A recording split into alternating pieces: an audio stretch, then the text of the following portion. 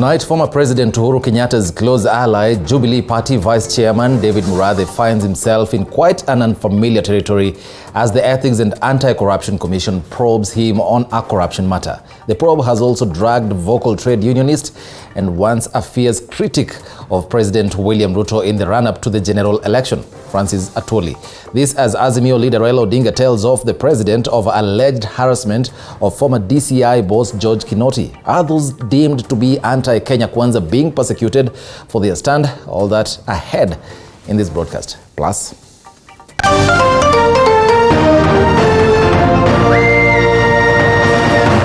tonight, big fish on EACC's radar.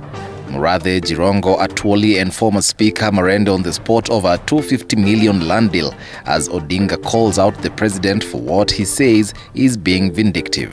I'm not involved. I'm not involved in Jirongo and the county and how they. If I give you money and you pay me back, do I care where you got your money from?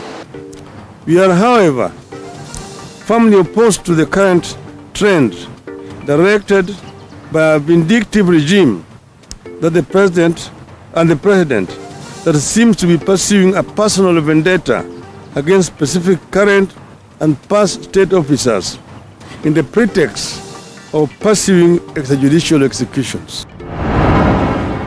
President William Ruto bids farewell to his predecessor's cabinet at State House at an event snubbed by close to half of Uhuru's men. I also want to tell each and every one of you, as I said before, that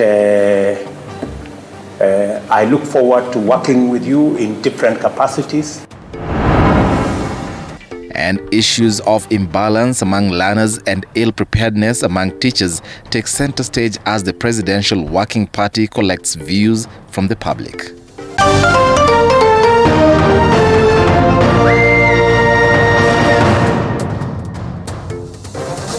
Good evening once more. My name is Eric Munene. Our sign language interpreter is Catherine Simaloi. News Tonight begins now. A fresh Raila-Ruto battle is brewing, with the Azimio leader once again hitting out at President William Ruto for his proposal to maximize tax collection and increase contribution rates by individual Kenyans towards the National Social Security Fund. Odinga also took a swipe at the Ruto administration for what he says is being vindictive, with former players in the criminal justice system being targeted. Azimio One Kenya leader Raila Odinga continues to wage attacks on the government, this time calling out the William Ruto-led administration for, among other things, training Kenyans with their plan to tax more and what they term as a vindictive witch hunt on former players in the criminal justice system. It remains our position that Kenyans cannot afford and should not be asked to pay extra taxes for the older regime to realize the outlandish and unrealistic promises it is pursuing. Odinga accused President William Ruto of pursuing a personal revenge against former Director of Criminal Investigations DCI George Kinoti, criticizing his leadership, even as he described it as a one-man rule that has turned its backs on Kenyans. Given the scenario unfolding in the country, an emerging one-man regime that is quickly turning its back on the Kenyans and their problems, the country will need seasoned fighters. Last month, President Ruto disbanded the Special Service Unit SSU of the DCI as part of his plan to repress the extrajudicial killings in the country. The head of state said the investigative department had turned into killers instead of guardians of ordinary Kenyans. So far, 9 police officers of the disbanded Special Service Unit SSU have been arrested and arraigned in court on charges related to the kidnapping of a Kenyan driver Nicodemus Mwenge and 2 Indian citizens including Mohammed Zaid and Zulfikar Ahmed. But in Odinga's quick rejoinder, President Ruto's investigation of alleged extrajudicial killings has turned into a politically motivated hunting. One of William Ruto's grudge against George Kinoti and the DCI started way before the elections. Ruto appears to believe that the coming of the UDI regime is a perfect mandate for him to punish the officers he long had a grudge against. According to Raila, President Ruto's animosity towards George Kinoti and the DCI dates back before the elections. He accused the current trend by President Ruto's government, claiming that it appears to be personal vengeance against former government officials on qualm of not performing their duties. Firmly opposed to the current trend directed by a vindictive regime that the president that seems to be pursuing a personal vendetta against specific current and past state officers in the pretext of pursuing extrajudicial execution.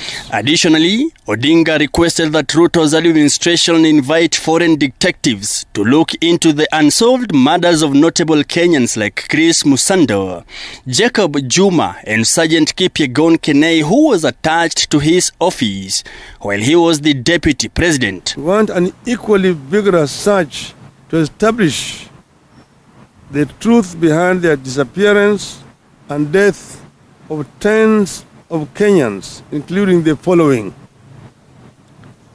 Sergeant Kipyegon Kenei, the administration police officer, went missing just when he was supposed to accompany his colleagues to the Directorate of Criminal Investigations. Mike, GOtv, 47, Nairobi. Well, moving on, principal secretaries are expected to appear before the National Assembly departmental committees for vetting from the 14th of this month in an exercise which is expected to be concluded in the within 28 days, with various committees expected to table their reports not later than November 24th. Elizabeth Motuko with the details. Sit until we finish communicating. Take the nearest seat. The National Assembly has set the stage for the vetting of President William Ruto's principal secretaries that is set to be concluded within 28 days. According to communication by Speaker Moses Wetangula, the departmental committees designated to vet the 51 principal secretaries will commence the vetting from November 14th to 18th. Of the time and place of holding the approval hearings, tomorrow, Friday, 4th November 2022, following which the vetting hearings should commence on Monday, 14th November 2022, and end by Friday, 18th November 2022. Thereafter, the departmental committees should table their reports in the House not later than Thursday, 24th November 2022, in order for the House to consider the nominees within the statutory timelines. However, some members of parliament from across the political divide have faulted the president's appointments, saying that the appointments were favoring some regions more, thus lacked regional balance. You are privileged to head the government or to form government. You start thinking that the government belongs to you, which is very erroneous, as a fallacy. Because the Constitution doesn't envisage that. The Constitution doesn't contemplate a government that is owned by either individuals or ethnic groups. The Constitution envisages a government that is owned by all Kenyans. A government in which all Kenyans have a stake. So that even if... I'm disappointed. Some communities have gotten 13, others have gotten 1, others 4, others 3, others 2, and the list is not really balanced at all. But Ukambani region, we are lucky. Let me say that, and I appreciate the president for that. He has considered our community.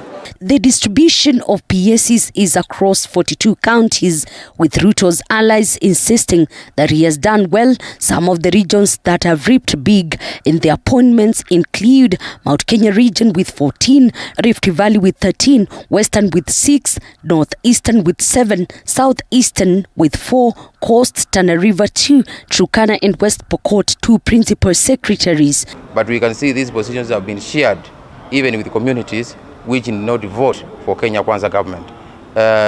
With the issue of gender balance, first of all, the youth has been represented. We are okay with that. And yes, we need to see more women in government. Lands We look forward to working with our national leadership as we approach the formation of this government. We are looking at them to consider us more because it is those who are at the table who will largely decide how the national cake is going to be divided. Further, Ruto has been faulted on failure to fulfill his promise of giving 50% of cabinet slots to women, with some saying it was just a promise to woo Kenyans to vote for him. Kuangalia Kenya nzima kwa sababu jana wakati niliangalia hiyo list niliweza kuona ya kwamba about 42 counties wameweza kufanikiwa kupata representatives na wenye hawakupata CS sasa wamepata, na ninajua ya kwamba bado tena kuna CASs wengi watafanikiwa. The vetting will come days after constitution of House committees which are required to conduct the exercise. The various committees are expected to table reports on the approval or disapproval of the principal secretary's nominees not later than 24th of November. Elizabeth Mutuko, TV47, Nairobi. Now, former Kisii Governor and Raila Odinga's ally James Ongwae and Janet Ongera, former Kisii County Woman Representative, have officially quit the Raila Odinga's ODM party, citing unfair treatment by the party. On Thursday, the two announced that they will chart their way forward, which they said is about taking care of the interests of their region. Former Prime Minister Raila Odinga has once again suffered another setback.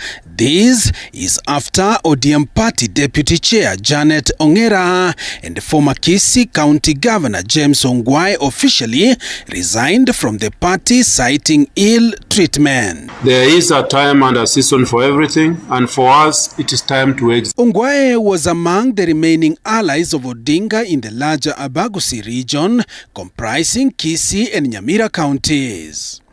Under Ongwae's watch as the Kisii governor, the ODM party won most of elective seats in the region during the just concluded general election.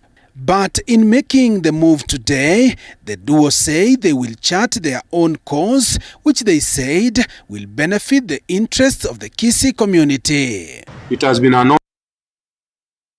nothing, but next phase with a clear mind on how better as a country we can manage our political affairs before and after elections. We have today arrived at this decision having carefully taken stock of the activities preceding the last general election, and more so the ill manner in which the party treated us and our supporters through political patronage by individuals who never had the interest of our community, especially the Gusii community at heart. We are of the opinion as leaders that this country is at a stage where individuals, leaders should join progressive-minded leaders and parties that focus on unity and collective decision-making. I'm a founder member of ODM. In fact, I'm member number 009, and I don't regret having been in ODM. We have grown in it, but it's now time for us to exit.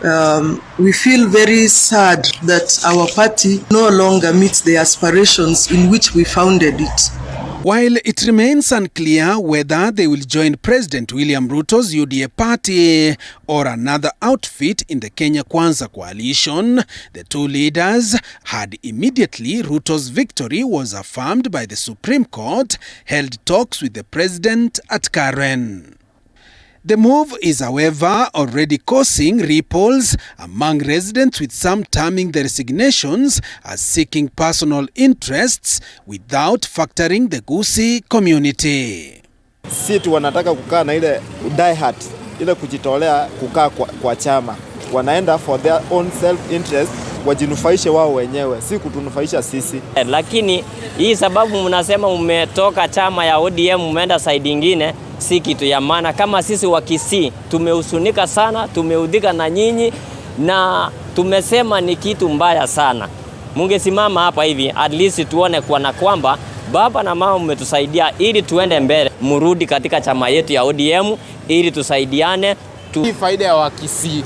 Wakisii sisi tuko nyuma ya ODM, na vile vile hapa ni ngome ya ODM, na kuenda kule hiyo ni faida yao wenyewe, sio kama Wakisii ambao wameamua. Ash Onsare, TV 47. Now tonight, President William Ruto has bid farewell to retired President Uhuru Kenyatta's cabinet secretaries in a luncheon at State House, Nairobi. The president thanked the former CSs for their service to the country in a luncheon seen as a bonding session to ease tension witnessed during the August 9th general election campaigns. But as Apollo Kamau reports, not all former cabinet secretaries attended the farewell luncheon. In what was the last farewell to a section of retired President Uhuru Kenyatta's cabinet, President William Ruto held what could be termed as a bonding session with the outgoing cabinet and his new cabinet during a State House luncheon that also broke the ice given the tension and bad blood during the August 9 election campaigns. I think it is good to appreciate one another and to work together in this manner. I also want to tell each and every one of you, as I said before, that I look forward to working with you in different capacities as good citizens of our country and as leaders. Former cabinet secretaries who served under President Kenyatta attended the meeting, among them Peter Munya, Najib Balala, Joe Musheru, Professor George Magoha, James Masharia, Farida Karone, Rachel Mamo, Charles Keter, Monica Juma, Betty Maina, Margaret Kobia, and Aidan Mohamed. The only survivor from the Kenyatta cabinet, Cooperatives Cabinet Secretary Simon Chelugui, was also present. Missing from the State House luncheon were former cabinet secretaries Fred Matiang'i, whose bad blood with President William Ruto dominated even cabinet meetings amid claims of insults, Eugene Wamalwa, Keriako Tobiko, Raphael Tuju, Ukuri Atani, Cecily Kariuki, Mutahi Kagwe, and John Munyes. There was a text message from Matiang'i once that called the deputy president an idiot. And you know, he just relaxed. He didn't say a thing. And what is funny is that it was normalized. You know, church, leaders, civil society, human rights organizations felt like if it was William Ruto and it was us, it was okay. It was normal, you know. It was normal. I don't mind those we were doing outright political leadership, but I'm speaking about public servants who are appointed, you know, in state office, and they were taking time to insult him. With President William Ruto's cabinet having taken shape, pending the approval of principal secretaries by the National Assembly's departmental committees next week, the State House engagement marks the official exit of President Kenyatta's men from the cabinet stage. Apul Kamau, TV47. Now, hundreds of Kenyans continue to face starvation in many parts of the country, with livestock in dire need of pasture and water. Stakeholders are now warning that food distribution programs may not be enough in addressing the hunger situation. Collins Lusweti looks at the drought situation in the country. The drought situation continues to worsen in many parts of the country, with cases of malnutrition being reported in arid and semi-arid areas. In areas such as Gans and Kilifi County, educational stakeholders are now worried that learning could soon be disrupted even as the national exams nears. In an effort to address the situation, organizations and individuals have started food distribution programs to the most vulnerable families. Maendeleo Wanawake organization is now promising to roll out a food distribution exercise to the most affected families in Kajiado County starting this coming week. However, the organization says other than food distribution programs, measures of addressing climate change needs to be taken seriously, calling on Kenyans to venture into tree planting exercise. Every one of us can do 300 trees. So Maendeleo here, my sisters, I'm calling on all of us to get on this planting of trees, and I'll start by example by doing 1,000 trees. In Emat and Lipolosat areas in Kajiado County, over 500 households have benefited from food distribution program commissioned by religious organizations in the area. I want to appeal to the government to continue supporting this community. I know this is one of the many communities that are faced with hunger and starvation. In Embu County, experts have challenged farmers in the area to consider alternative ways of farming to increase food distribution that will meet the demand.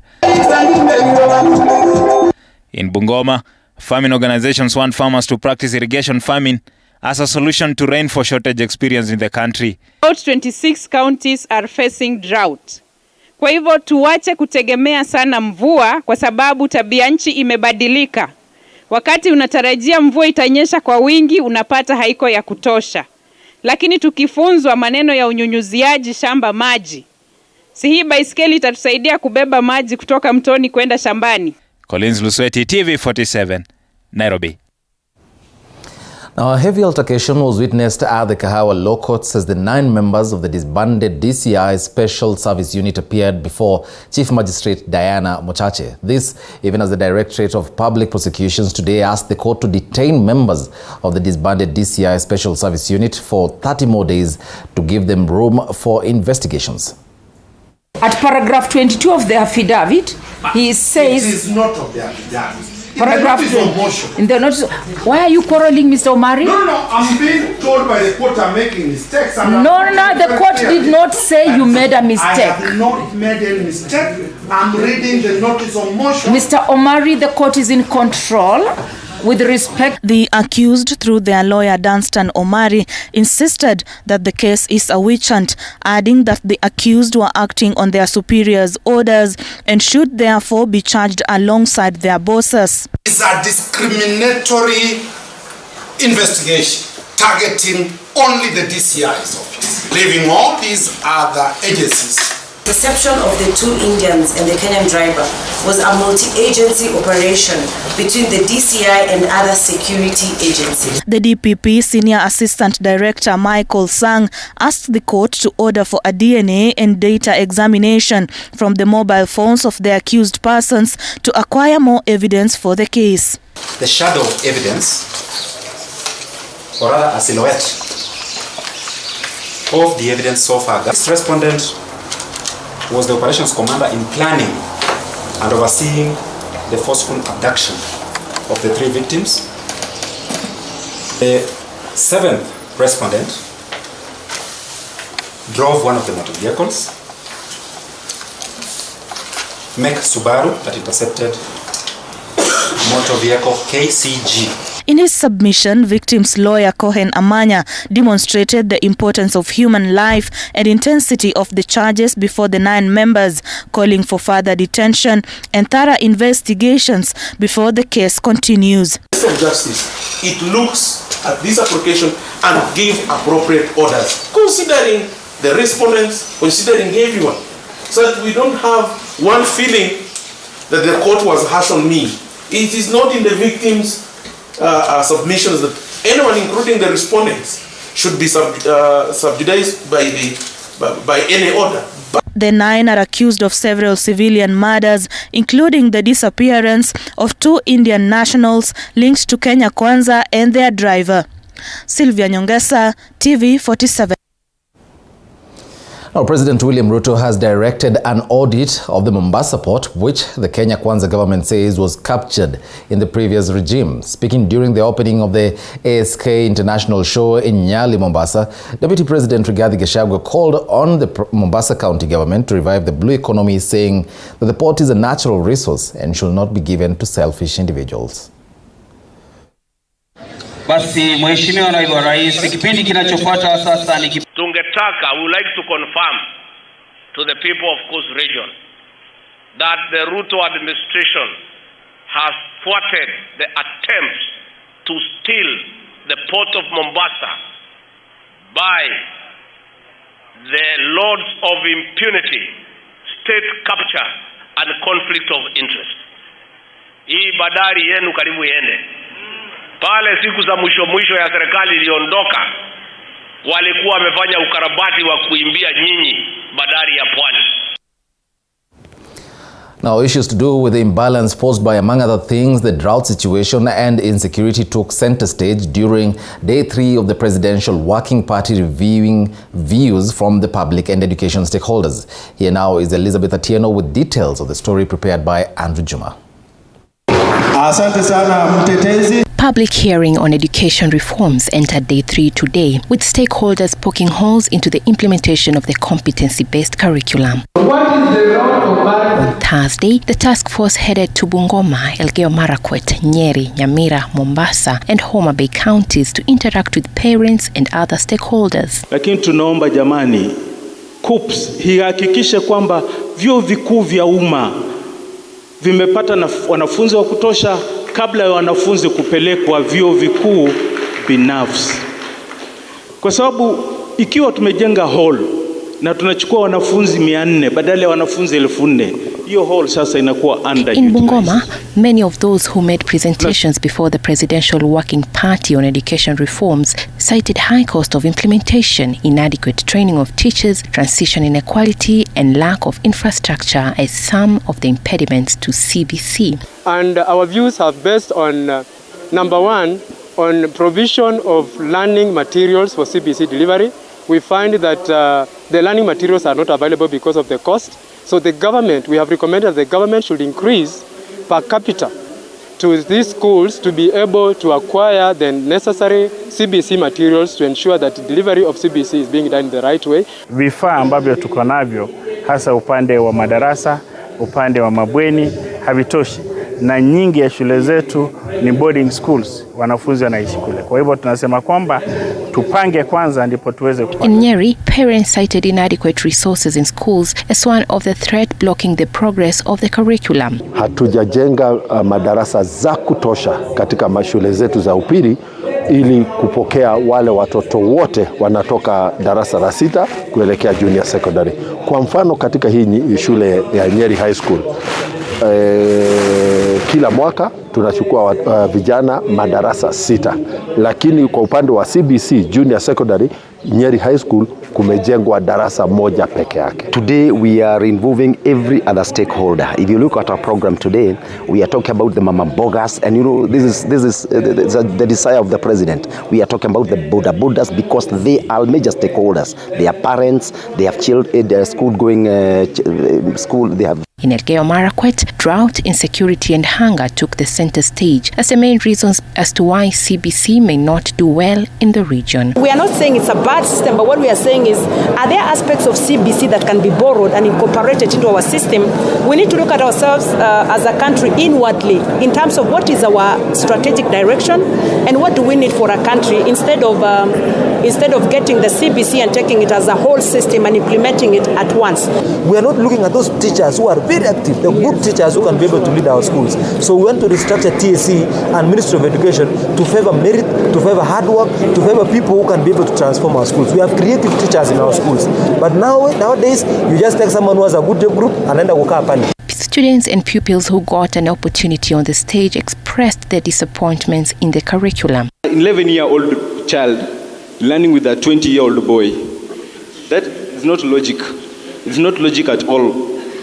That will lead to bullying, and even the learner is exposed to social evils like drug abuse.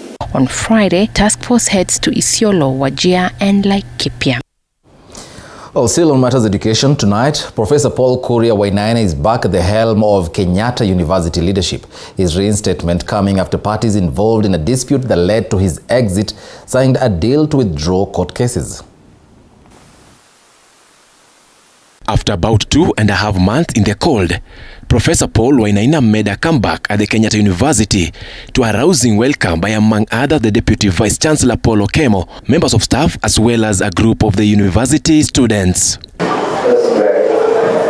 Trouble for the Vice Chancellor began in July when former President Uhuru Kenyatta publicly called him out on his failure to cede part of the Kenyatta University land to the state for the construction of a World Health Organization WHO logistic hub. Wewe unaenda huko kusema ati hii shamba ni yako. Shamba yako kutoka wapi?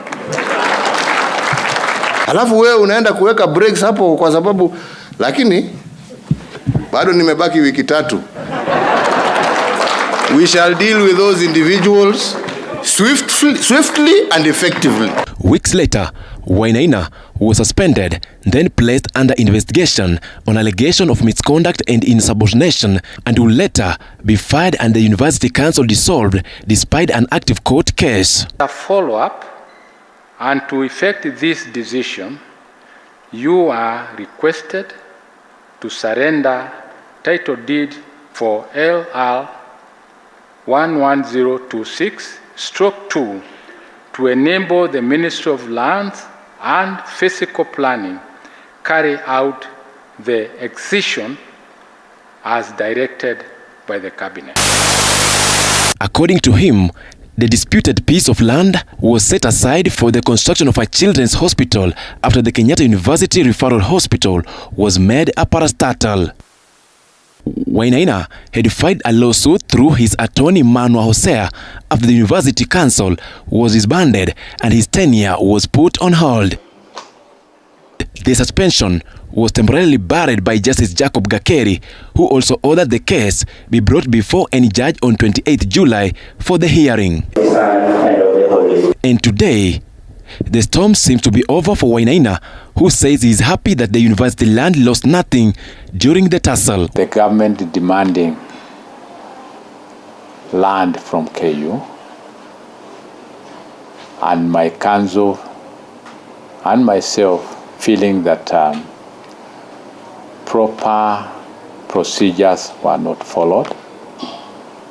And secondly, we didn't have land that was idle. While terming his ouster as being politically instigated, Professor Wainaina, who was appointed as part of President William Ruto's working part on education reforms that seeks to streamline the competence-based curriculum, says it is back to business at the university and will be following the law as far as the land issue is concerned.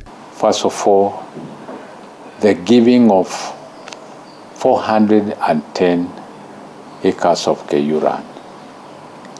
Currently, we have about 700, probably 740 acres of land.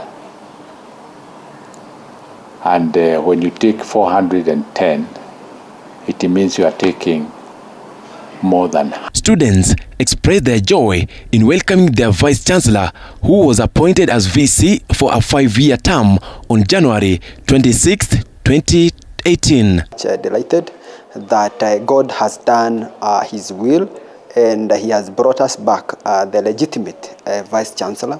We have really fought actually for justice. There's more coming. We would wish that the government really moves fast also to make sure that the university land has been brought back to the university hospital. The hospital was built by KU. Its intention and the original intention of the hospital was to be a teaching and referral hospital for our medical students. Barely 4 months since Professor Paul Kuria Wainaina was suspended from work, today he resumed to office after President William Ruto regime took power. Lucky Heriano reporting for TV47.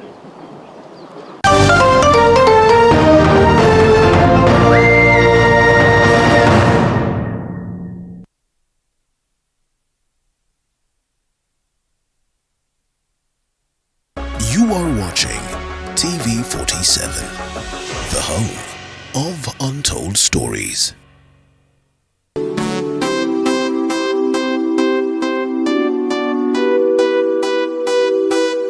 Discover a world full of opportunities, a place to build your skill and see the world in a different perspective. Sensei Institute of Technology is the home to the best practical courses, giving you hands-on experience to handle the world. We offer courses such as plant operator, plant mechanics, driving and trailer driving, CCTV and alarm installation, solar installation, electrical installation, motor vehicle mechanics and electronics, building construction technology, welding fabrication, roads and dam construction, hospitality courses, and many more. For you to join us, ensure you have your national ID card and be ready to enjoy the ride. Remember, my skills, my future at Sensei. Sensei College, my skills, my future. Usiyakubalie maumivu ya misuli kukatiza ratiba yako. Kaluma Pain Balm ni dawa ya kusugua iliyotengenezwa kutoka kwa miche maalum ili kutuliza maumivu ya misuli. Kaluma Pain Balm. Maumivu yakizidi, pata ushauri wa daktari. Watching TV47, the home of untold stories.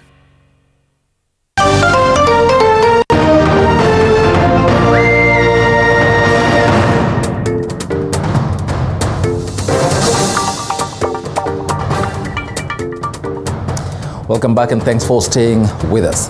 Now, week one of the public hearings on the competency-based curriculum in the country is drawing to an end, and from what is emerging from the views collected so far is that the competency-based curriculum is a burden to parents, an issue that was also noted down in the Fatuma Chege report. Here's our senior education reporter Sharon Baranga with a number of Kenyans who are yet to understand the new curriculum.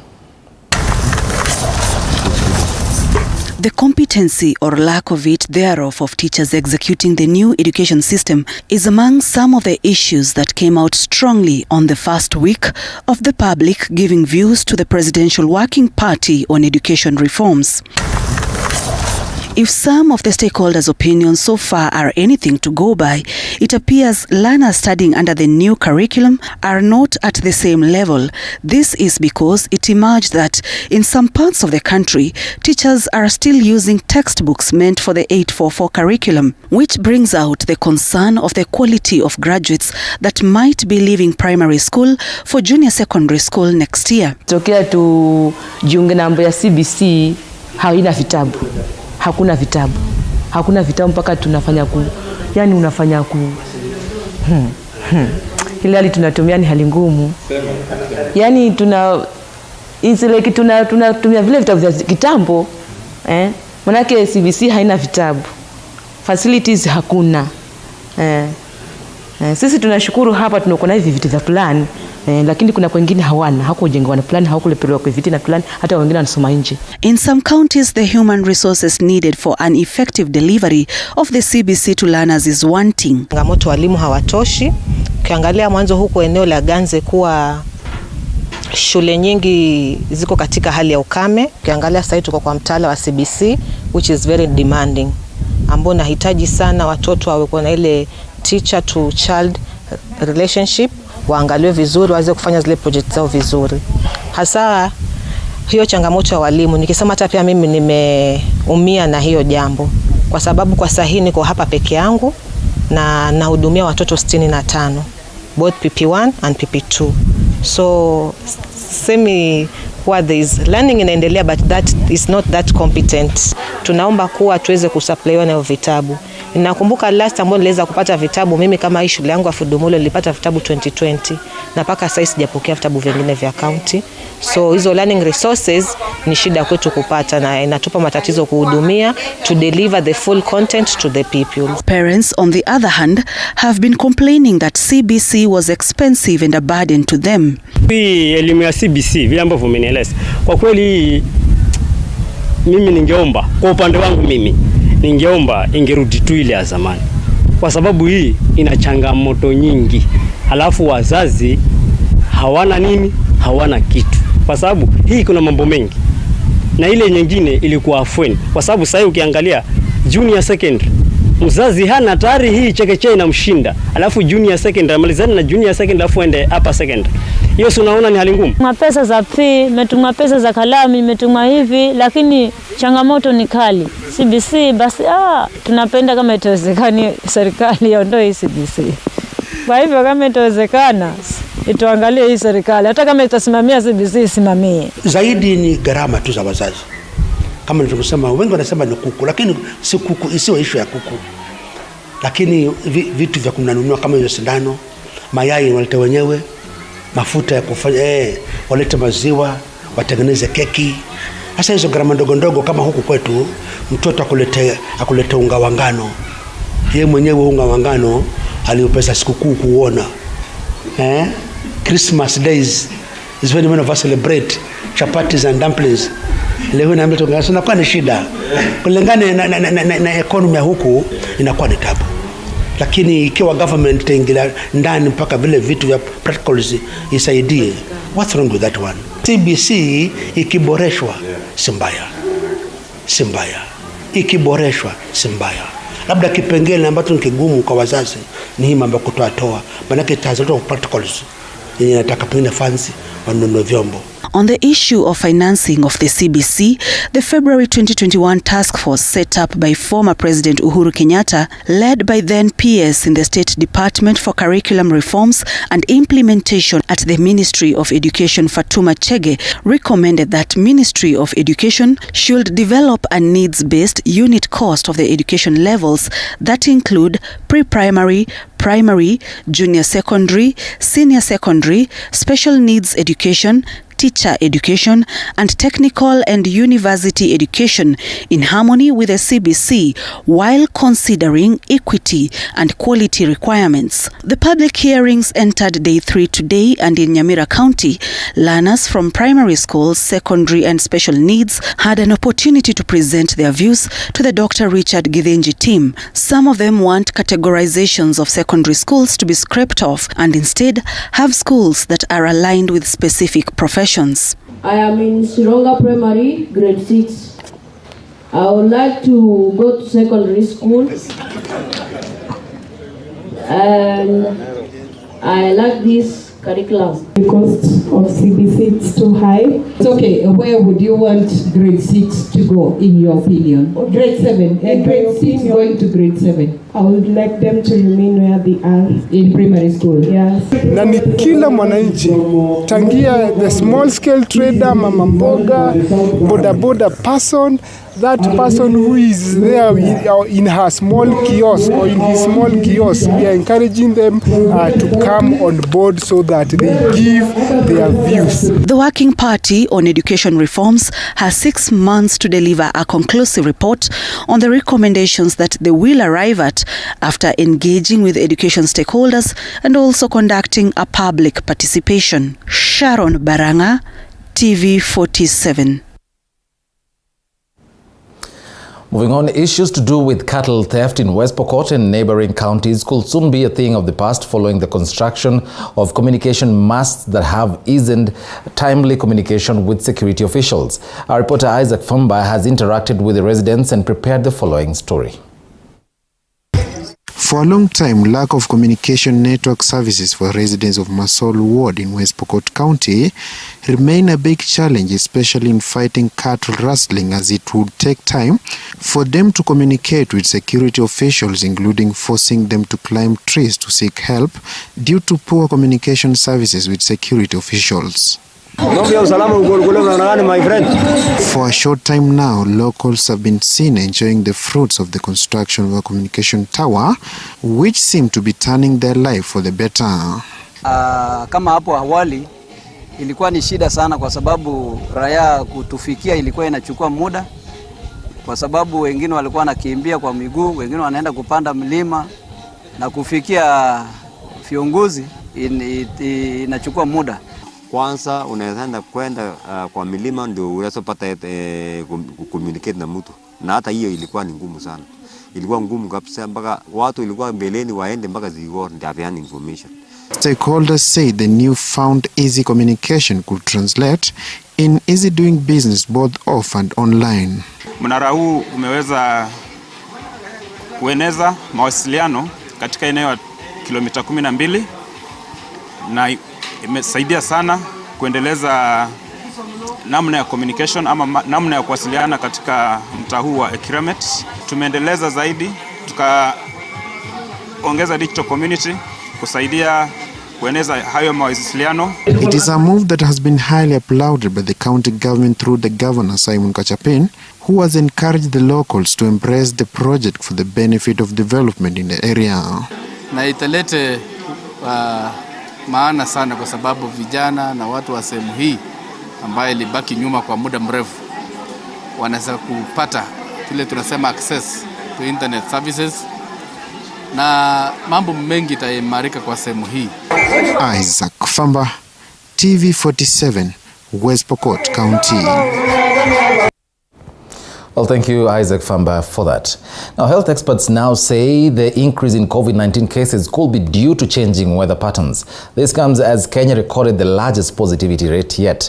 And as Elizabeth Atieno now tells us, Kenya's growing COVID curve has caught the attention of the World Health Organization, which now says that the virus is likely to spread even more as many countries have eased the restrictions that were aimed at preventing the spread of the virus. For days now, Kenya has continued to record an increase in the number of COVID-19 cases.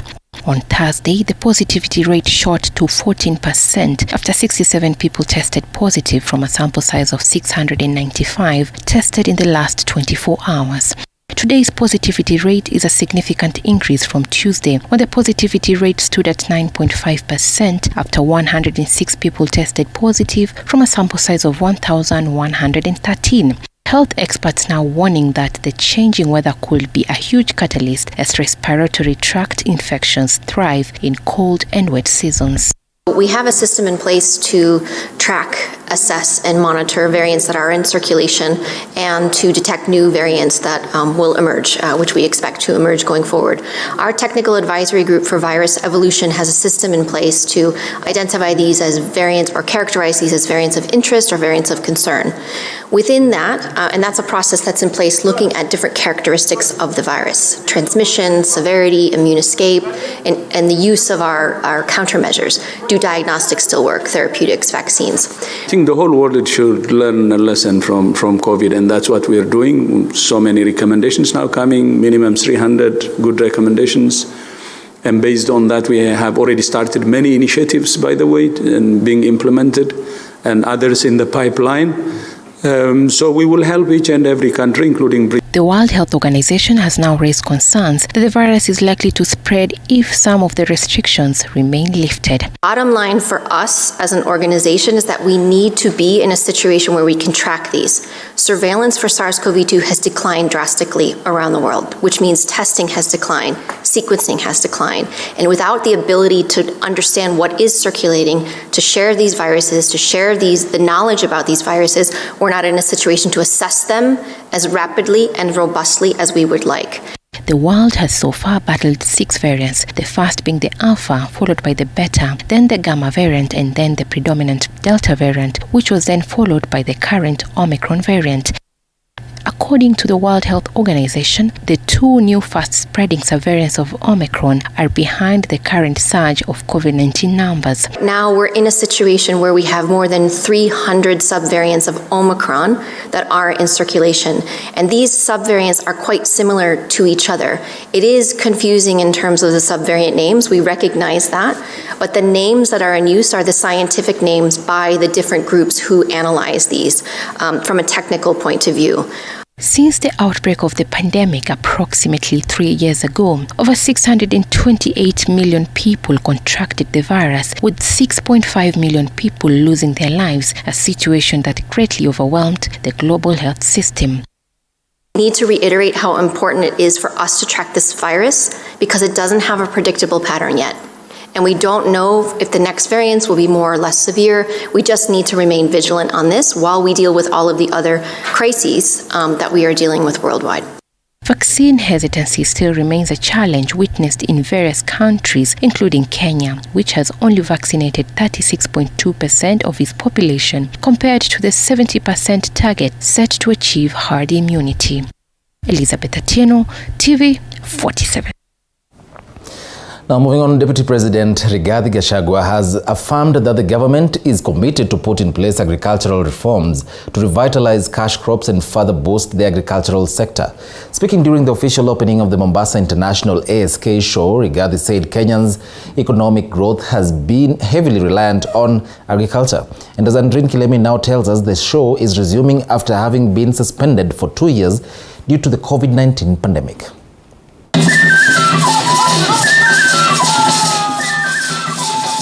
Jubilations dominated the opening of the ASK International Show held in Mukomani Grounds, Mombasa County. The 5-day International Agricultural Affair resumed after a 2-year break occasioned by the COVID-19 pandemic.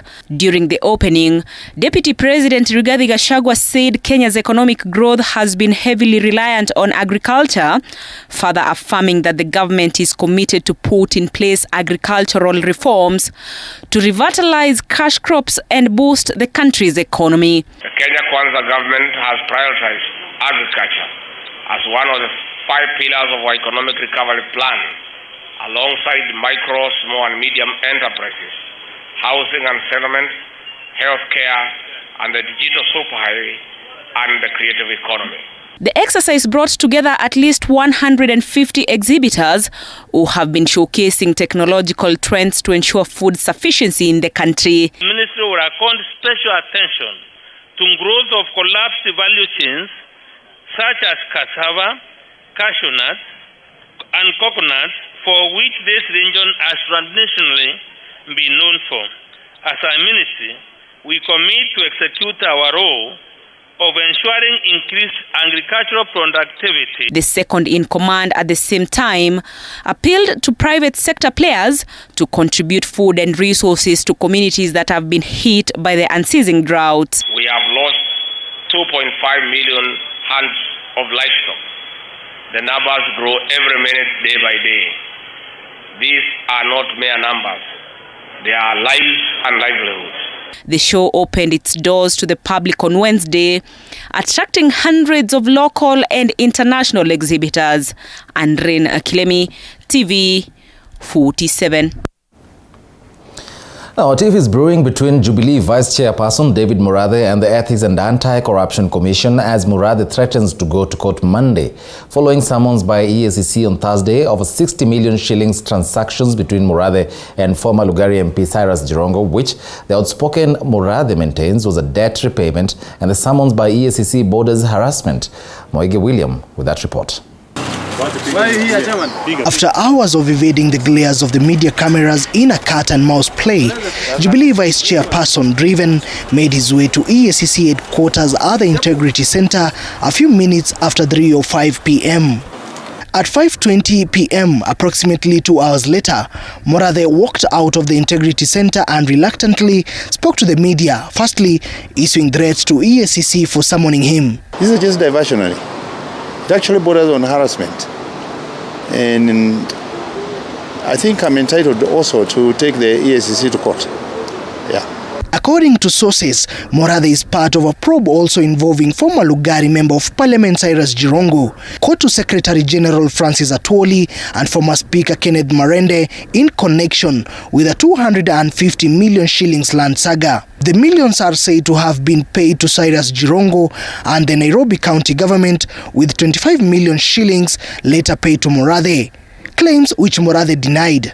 I'm not involved. I'm not involved in Jirongo and the county and how they. If I give you money and you pay me back, do I care where you got your money from?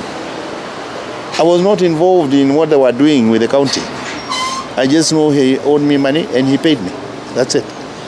Where he got it from, that's his business. Sources says Jirongo used Kuza Farms and Allied Limited to deal land in Mukuru kwa Ruben slums, with sources saying it instead belonged to a school in the area. In the year 2014, Kuza instituted a suit against the board of directors of AEF Ruben Primary School, the Nairobi City County, the Office of the Attorney General, and the National Land Commission through the firm of advocates known as Wagara, Kyoko and Company Advocates. Among the prayers sought was a prayer to have the structures on the subject parcel of land demolished and one for compensation by way of damages for trespass against the defendants. The suit was not determined on merit as parties engaged in out-of-court negotiations, giving rise to a consent that was ultimately adopted as a decree of the court on the 1st of August 2016. The terms of consent, now decree, stipulated that the defendants in the suit were to jointly and severally compensate Kuza Farms and Allied Limited for its land known as LR number 209/11887 at an inclusive sum of Kenya shillings 250 million. The payment of the compensation amount was conditional on Kuza clearing all the encumbrances registered against the title to the subject parcel of land. Kuza was also to execute all requisite transferred documents and hand over to the county government of Nairobi a clean title over the subject parcel of land. However, in July 2020, the county government of Nairobi compensated Kuza without complying with the terms set out in the decree, as the title is still in custody of the Kenya Deposit Insurance Company KDIC, with the encumbrances registered against it as well. Immediately the funds were paid out by the county government. The money was shared and distributed through law firms to several entities. Among the beneficiaries of the funds are following listed persons: Mr. Francis Atwoli, who received 60 million shillings, Mr. David Murathe, who received 25 million shillings, Honorable Kenneth Marende, who received 3 million shillings, Honorable Cyrus Jirongo, who received 20 million shillings, Honorable George Haniri, who received 5 million shillings, and Honorable Albino Abong, who received 38 million shillings. Moige William, TV 47.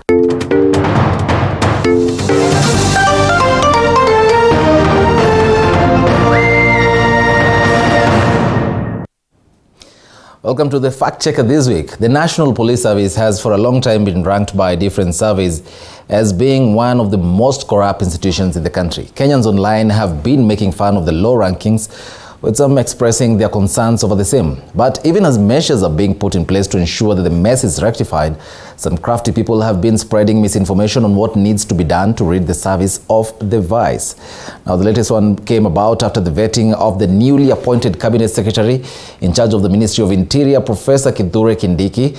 As you can see on your screen there, some persons circulated news that the CAs had proposed to have police officers wear uniforms without pockets, ostensibly to prevent them from receiving and pocketing bribes. Now, the Ministry of Interior has, however, stated that this is not true. The ministry, through its official verified Twitter handle, said that the government, through the Interior Ministry and the National Police Service Commission, will continue to prioritize reforms that dignify the police and complement their capacities for an effective discharge of their duties.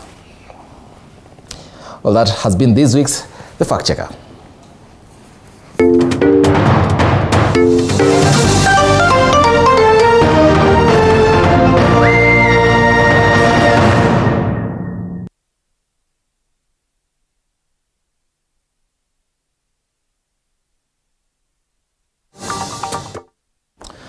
Well, let's now have a look at the latest in the world of sports. A week after Babu Namwamba took oath of office as the Cabinet Secretary for Sports, Youth Affairs and Arts, Babu earlier today met with the Kenya Premier League chairperson in a move to try and streamline the league and restore normalcy in football, as our sports reporter Duncan Mutua now tells us.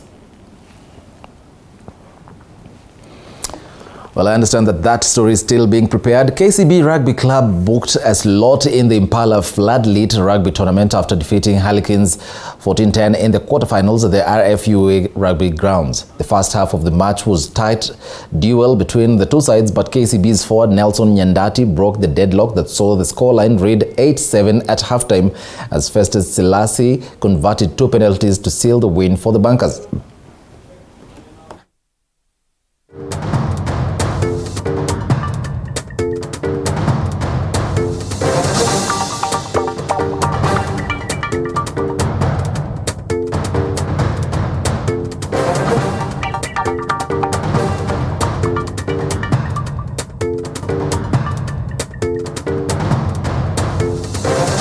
No excuses, but yeah, kudos to Queens.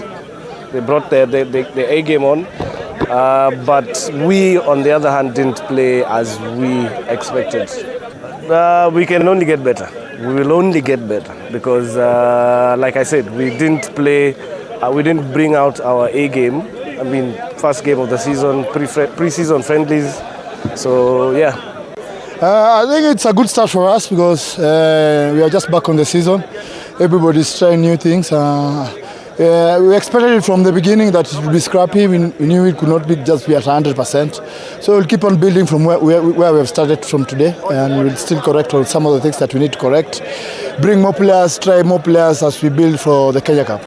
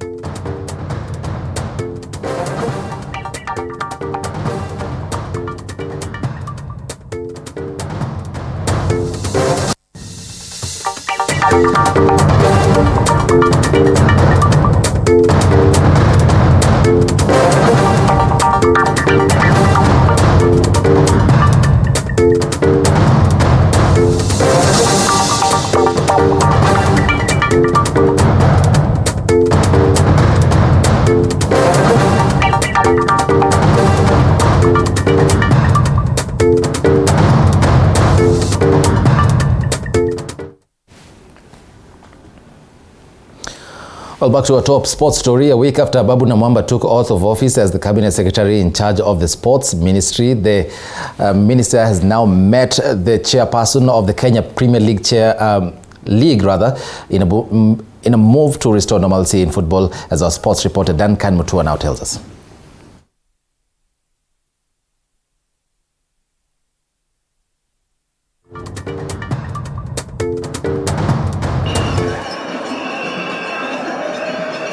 $355 days since Football Kenya Federation was discarded by the former Sports Cabinet Secretary Amina Mohamed. 220 days since World Football Governing Body FIFA suspended Kenya, citing government interference with football matters in the country.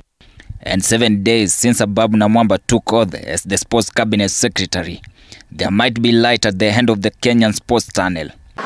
This morning, Sports Cabinet Secretary Babu Namwamba met with the chairpersons of all the 18 top-flight football clubs. It's the start of a new era of consultation, an era of consensual decision-making, where the voice of everybody matters. If there have been days of arbitrary decision-making, of ignoring the voice of certain stakeholders, those days are gone and they're behind us now. We want and we have resolved that we want to move forward together. With the restoring of the Football Kenya Federation as a must option for the FIFA ban to be lifted, the club's chairperson, led by Gor Mahia's Ambrose Rachel, demanded the condition which was laid by the FIFA in a letter on 24th February this year to comply to a demand which Babu honored and could see FKF Secretariat led by FKF Vice President Doris Petra and CEO Barry Otieno back into the office. The FKF Secretariat office be opened with immediate effect. During the meeting, Babu stated that he has reached to FIFA 5 times in a bid to resolve the standoff since taking over. I also want to make it public that since I took office last Friday, I have been in consultation with the widest spectrum of stakeholders in this area. I have also been constantly on the phone with FIFA. Indeed, I have spoken to FIFA 5 times already. And with the FKF Transition Committee out of office, FIFA demanded a confirmation from the FKF Vice President Doris Petra and Barry Otieno that they are under full control of the football matters in the country, as well as the Kantanda House premises. A statement that saw clubs chairperson signing an agreement to the return of the football